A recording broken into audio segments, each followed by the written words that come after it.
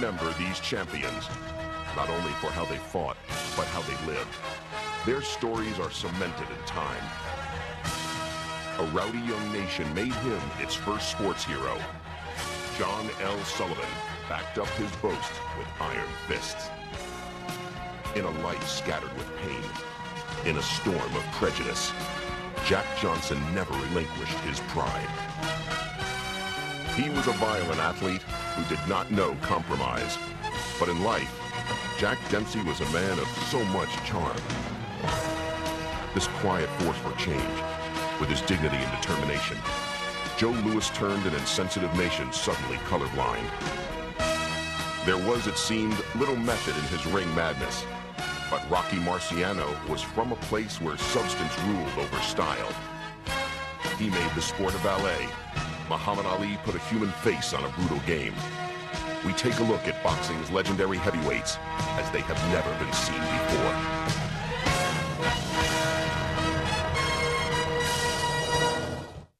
John L. Sullivan. He stood in awe of nobody.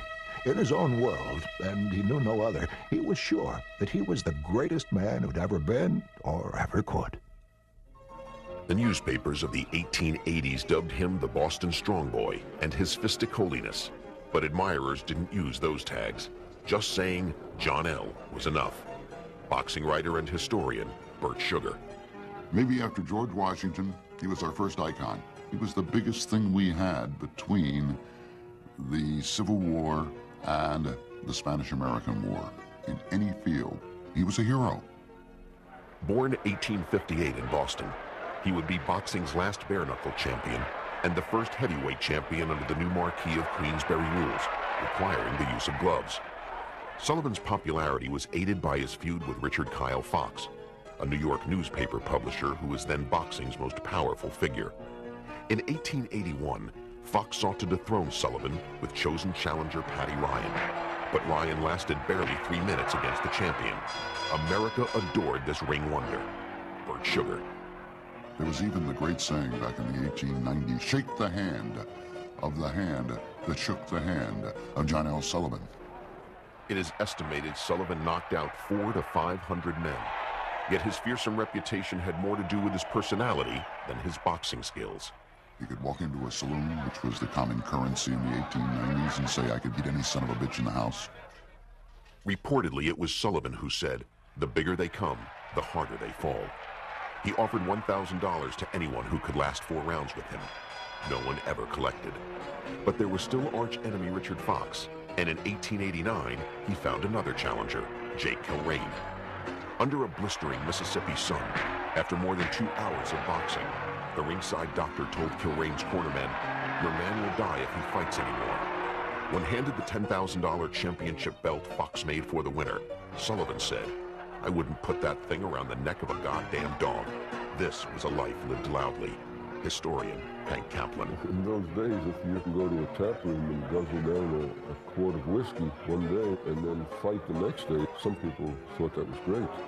And this is the kind of an image that he developed, that he could drink like hell and fight like hell. As vicious as Sullivan could be, he nonetheless detested bare-knuckle fighting. By preferring gloves, he inadvertently helped boxing. Writer-historian Jack Fisk. Sullivan could be given credit for making boxing reputable, not by self-design, but because he insisted on using gloves in the ring, which limited wrestling and dirty fighting and crooked fights. Boxing soon became legal in a lot of states where it was previously outlawed.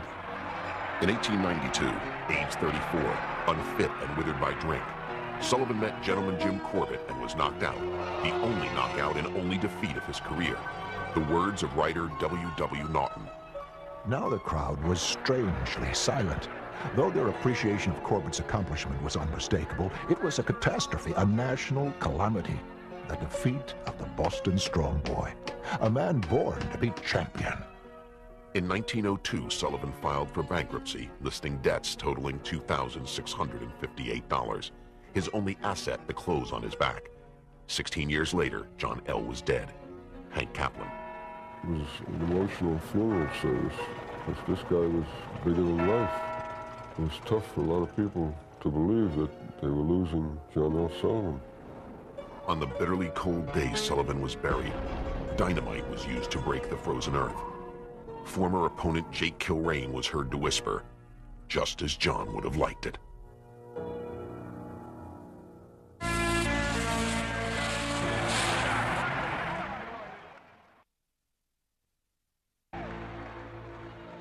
his corner, Jack Johnson. He used his hands to cut, bruise, and torment those he hated, and his tongue was almost as wounding. Some are meant to walk the earth like giants, believing the world is subject to their whims. And so it was for Jack Johnson, who married 2 white women and had the gall to expect white America to accept him on his terms. He was a black man who had it all. He was the trickle that would become a waterfall, a brazen pathfinder, his audacity displayed with a wide smile. Writer-historian Bert Sugar.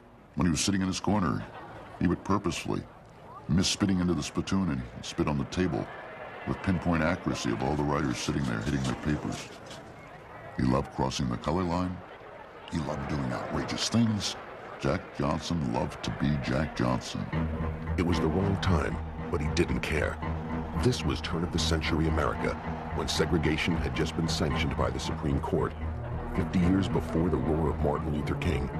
Yet somehow here he was at center stage, intriguing and frightening. Historian Hank Kaplan. America has a long history in being bigoted against and prejudiced against the black man. And here comes a great black athlete from Galveston, Texas.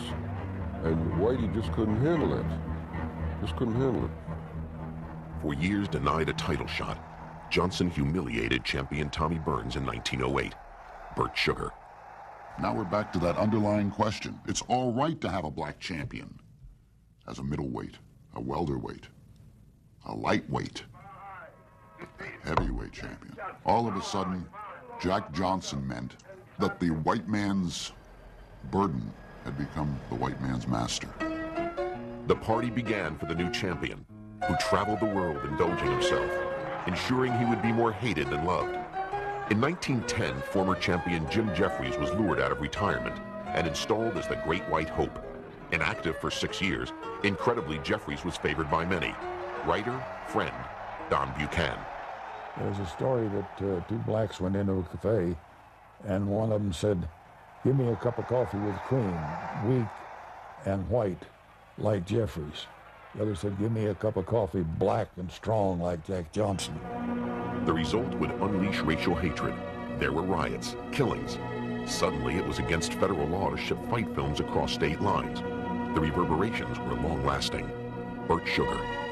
Basically, Jack Johnson's fall from grace meant that for the next 20 years, blacks were, with rare exceptions, blackballed, no pun intended, prohibited, kept out of sports and boxing specifically.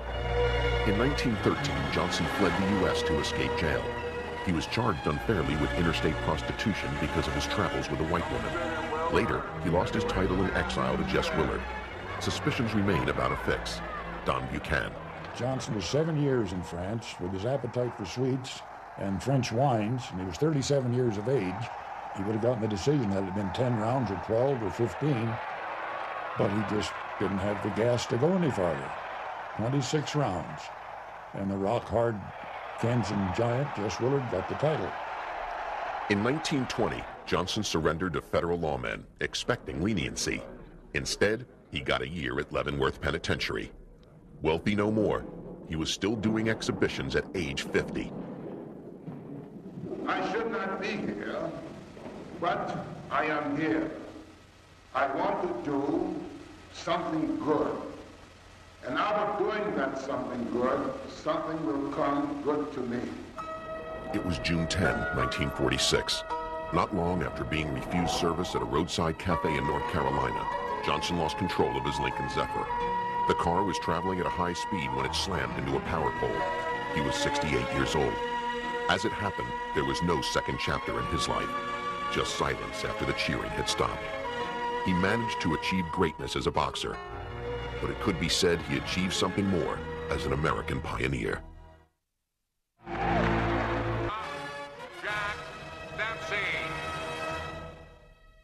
Dempsey.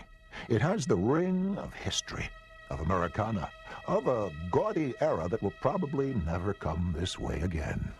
The lyrical nickname, the Manasseh Mauler, referred to his Colorado birthplace, but the family left before he could walk. The Dempseys were wanderers. Writer Jack Fisk. He was part Indian, Irish, Scotch. He had the ethnic makeup that reached a lot of people. He was a coal miner. He was a hobo.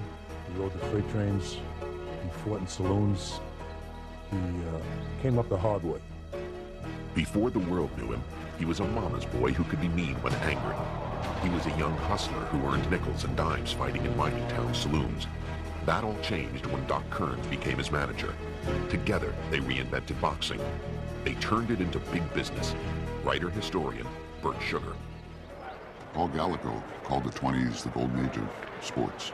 And the first member of the pantheon of the golden age of sports happened July 4th, 1919, in Toledo, Ohio, where Jack Dempsey knocked down Jess Willard, the heavyweight champion, 7 times in the first round, and almost out. He had made this climb to become our second hero after John L. Sullivan. Hollywood called with a $50,000 offer for a film titled Daredevil Jack. He earned more cash cavorting on the vaudeville circuit. The boxer became a barnstormer. Doc Kearns' son, Jack Kearns.